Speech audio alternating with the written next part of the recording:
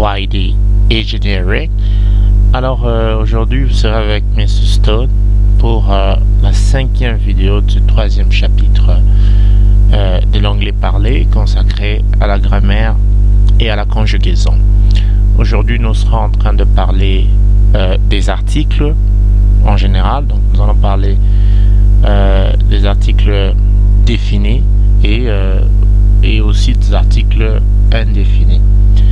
Alors tenez-vous très bien parce que c'est un chapitre trop important, en tout cas de mots, des éléments que nous utilisons très souvent en anglais parlé, et c'est très important de les maîtriser. Alors il faut dire qu'en anglais nous avons, je dirais ici pour article, l'article indéfini qui porte deux formes et l'article défini de. L'article indéfini, nous avons la première forme et la deuxième forme n. Donc lorsque nous parlons de l'article défini de, en ce qui concerne le sens, on peut donc de l'anglais en français trouver des équivalents pour dire nous avons ici le, la ou les. Et pour l'article indéfini, nous avons un ou une. Voilà un peu le sens. Alors il faut dire d'une manière générale ici nous utilisons les articles pour présenter certains noms. Par exemple, vous voyez ici nous avons travail, nous disons et job. Voilà. Alors très souvent il vient montrer le genre et le nombre de ce nom dans certaines situations, comme nous allons le voir par la suite. Mais déjà il faut lire cette petite conversation pour essayer de comprendre certaines choses. Alors nous voyons un mot qui présente Marianne à Rosemary, essayons de suivre cette conversation. Now Han introduces Marianne to Rosemary. Rosemary, this is Marianne. She's from Brighton. Hello, Marianne. What do you do for a job? I am a teacher. So am I. Where do you teach?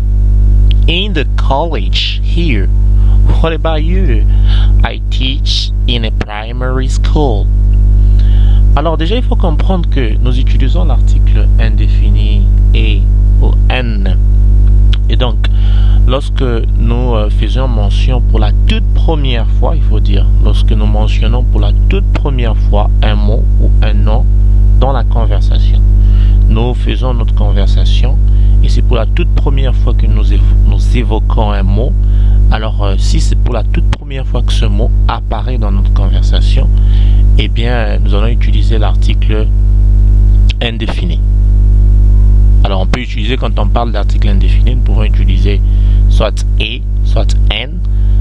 Donc la différence ici nous allons la voir plus nous allons évoluer dans ces explications, mais seulement qu'il faut dire lorsque nous mentionnons pour la toute première fois un mot dans une conversation, nous allons utiliser l'article indéfini. Alors c'est comme ça que vous allez remarquer en anglais lorsque nous devons parler du travail de quelqu'un. Voilà, je fais quel genre de métier, tu fais quel genre de travail. Nous utilisons toujours l'article indéfini. Pourquoi? Parce que vous allez comprendre que lorsque nous mentionnons le travail d'une personne, dans tous les cas, dans toute situation, c'est pour la toute première fois qu'on évoque au fait le travail de cette personne. Comme ici on dit I am a teacher. Voilà. Alors ici Rosemary aussi veut parler du travail de Marianne. What do you do for a job? Marianne dit I am a teacher.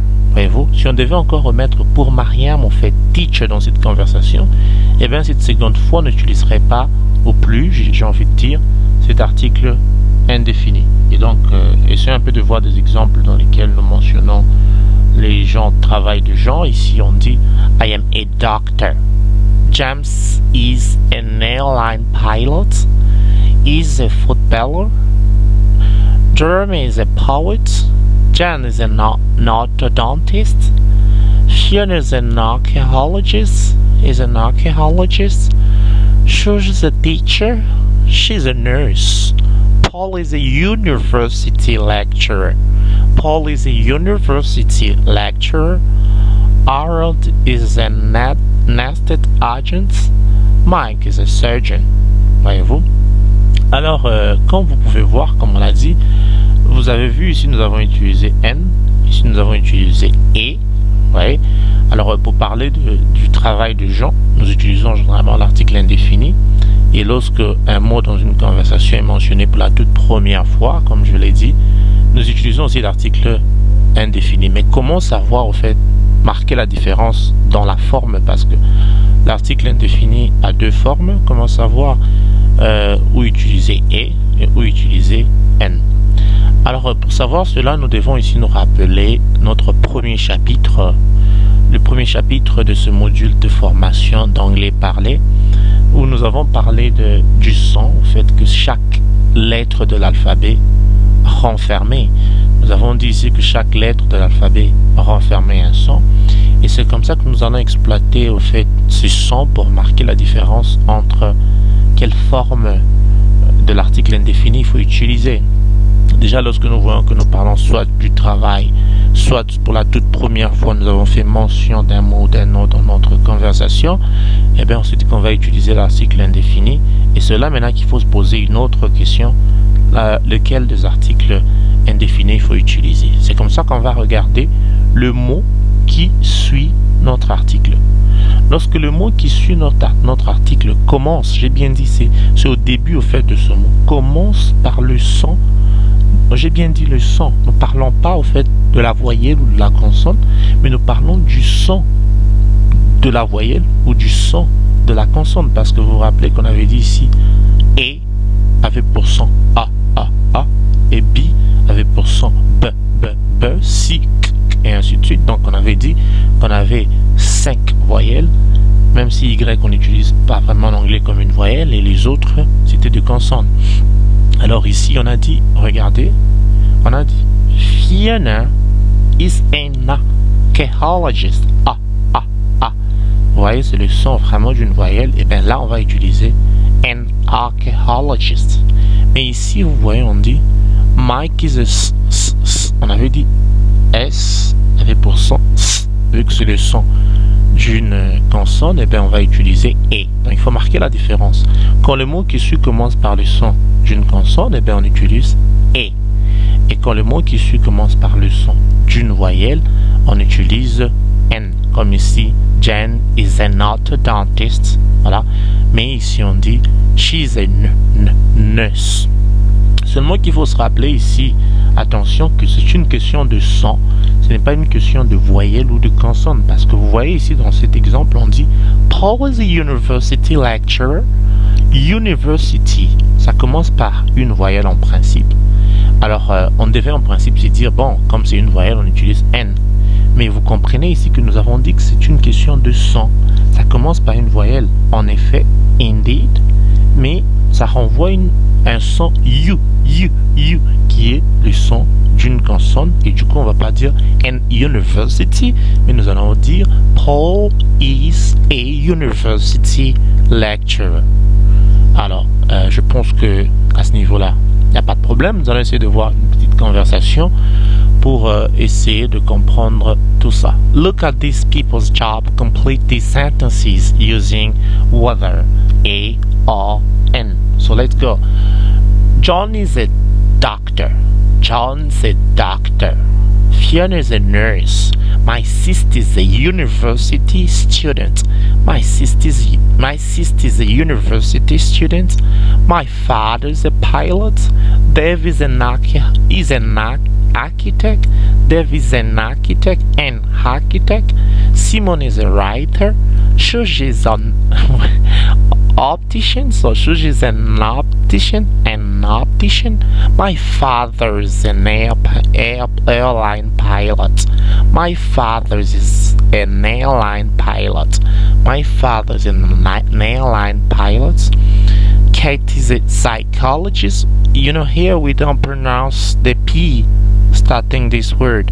Quand nous avons un mot en fait qui commence par un P et puis après on prononce pas généralement pas ce P. Voilà, on dit pas en anglais psycho, mais on va dire on commence par ici, on dit psychologist. So Kat is a psychologist. Is a psychologist. Quand on dit psychologist, you know, you just need to respect even the way we're pronouncing that word actually. So he's a coach, he's a psychologist, you know. Roger is an assistant librarian, is an assistant librarian, not a, but an assistant librarian. And we are just trying to type that here. We say an assistant library. Alors, je pense que cet exemple nous a vraiment permis de marquer la différence entre les deux. Alors, tout à l'heure, nous avons dit que l'article indéfini et ou N était utilisé soit lorsque nous mentionnons pour la toute première fois un mot dans une conversation ou lorsqu'on se retrouve en train de parler du travail de gens. Mais alors, par contre, ici, l'article défini de est utilisé premièrement lorsque nous parlons d'un mot qui a été déjà mentionné dans une phrase ou dans une conversation. Nous avons déjà parlé d'un mot dans une conversation et ce même mot revient dans la même conversation. Eh bien, nous sommes obligés d'utiliser cette fois-ci l'article défini parce que cette fois-ci nous connaissons, nous avons défini le mot pour lequel nous sommes en train de parler. Donc nous connaissons, c'est plus un élément indéfini puisqu'on a déjà mentionné. Eh bien, c'est défini. Alors nous devons utiliser cette fois-ci pour le même mot qui revient dans la conversation de. Ça c'est le premier cas. Ou lorsque nous avons, comme je le dis, cité au préalable un mot dans une phrase. Et les derniers ici c'est très important. Lorsque nous parlons d'une chose déjà connue, c'est déjà une vérité générale. On n'a pas besoin, par exemple, de faire mention de ce mot avant dans la conversation pour dire que j'utilise l'article défini.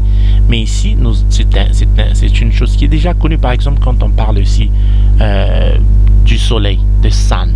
On n'a pas 13 soleils pour dire un certain soleil ou une certaine, je sais pas, lune.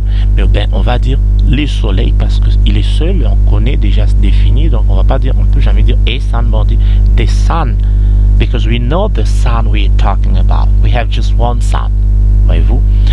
Alors voilà, c'est comme ça qu'on va dire pour utiliser l'article défini de. Nous allons dire, écoutez cette conversation. James is taking a taxi to the airport. Alors ici, vous devez comprendre qu'on a dit a taxi to the airport. Alors James est en train de prendre un taxi vers l'aéroport. Dans la ville, il y a des centaines, des dizaines de taxis. Il prend un certain taxi. C'est pour la première fois que le taxi rentre. Mais là, vous voyez qu'on utilise the airport. Oh, vous allez comprendre qu'en anglais, en principe, on ne dit pas the. Ben, voilà, j'allais l'expliquer juste après. Nous allons voir au fait comment on prononce vraiment ceci. Parce que dans cette situation, the ne se prononce plus the, mais on va dire the airport. So let's go. James is taking a taxi to the airport. Alors pourquoi on a mis ici the? Tout simplement parce que nous connaissons déjà de quel aéroport nous sommes en train de parler. Nous sommes dans une ville où il y a beaucoup de taxis, un certain taxi qui revient pour la première fois. James is taking a taxi to the airport, to the airport. Donc comprenez que j'ai mis the pour vous montrer tout simplement ici que nous avons the.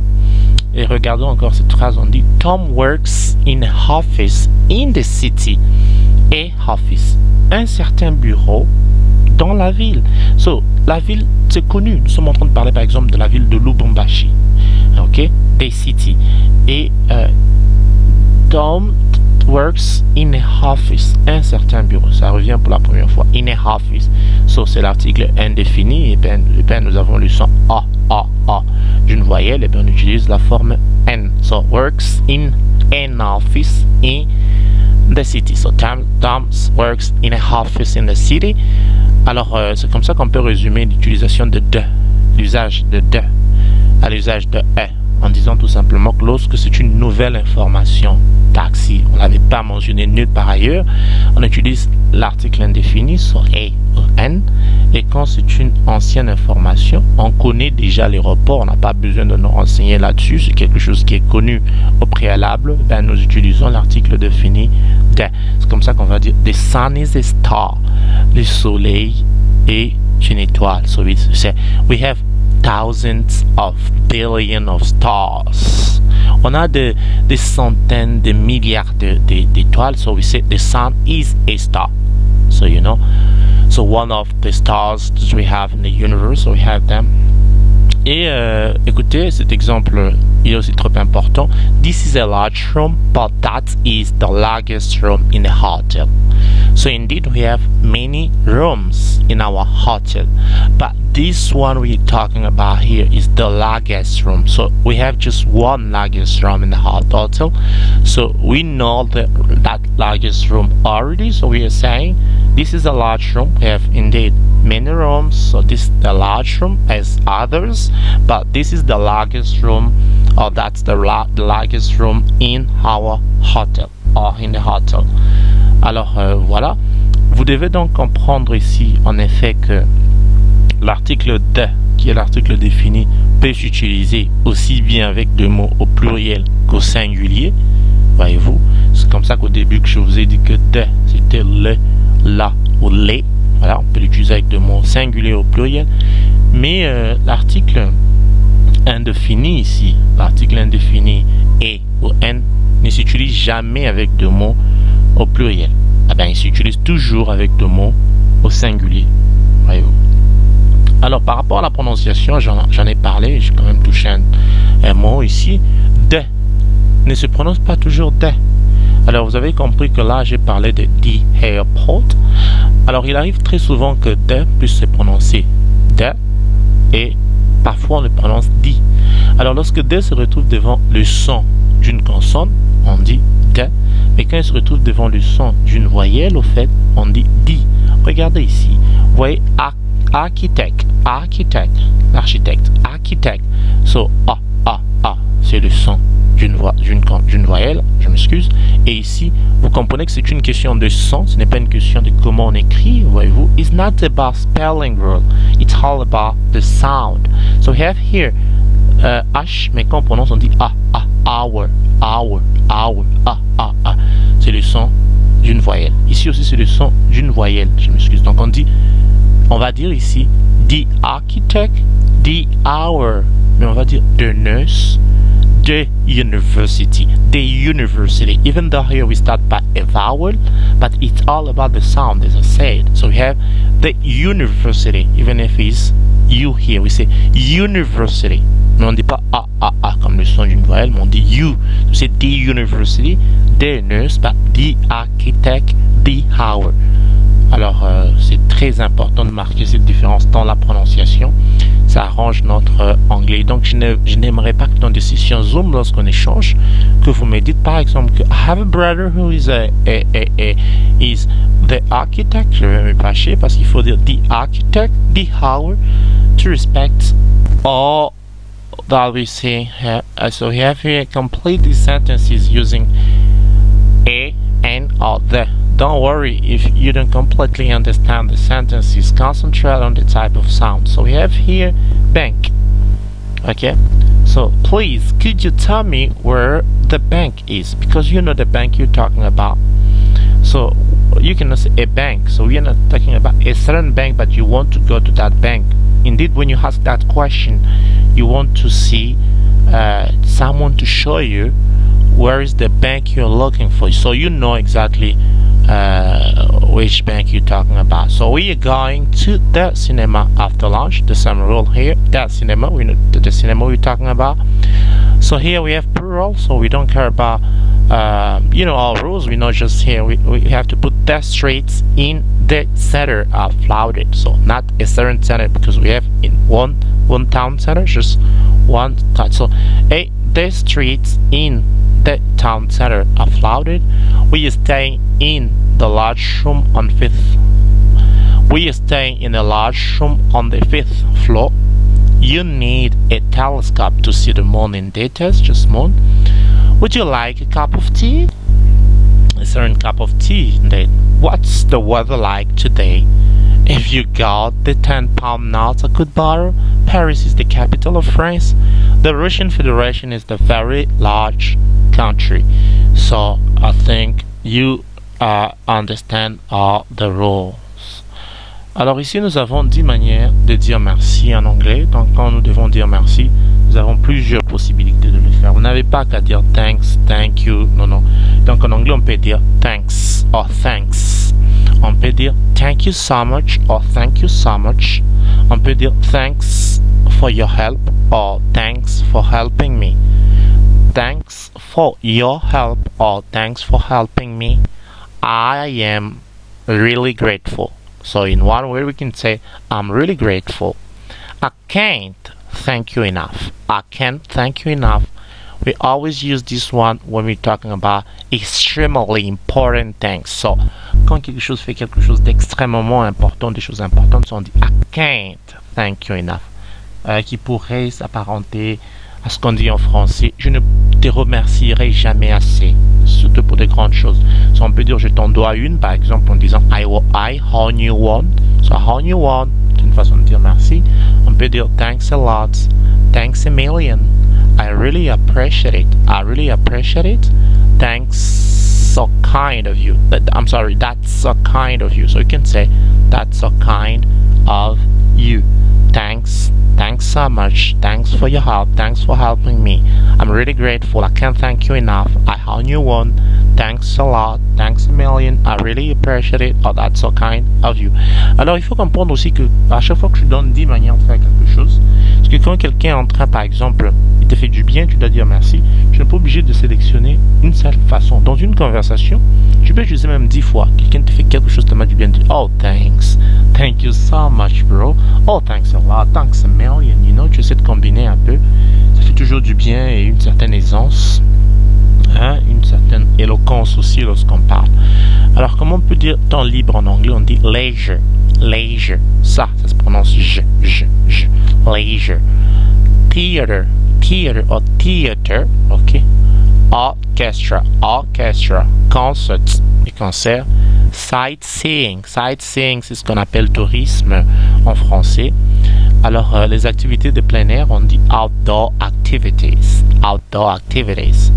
La plage, on dit beach. C'est différent de beach. On dit ici beach.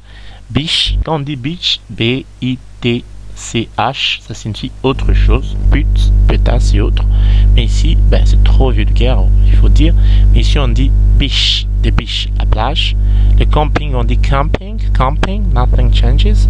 Alors, les distractions à la maison, on dit home entertainment. Entertainment, ça signifie divertissement. Ça signifie amusement et tout ce qu'il y a comme synonyme d'amusement, distraction, divertissement. La photographie, on dit photography et les jeux, on dit games.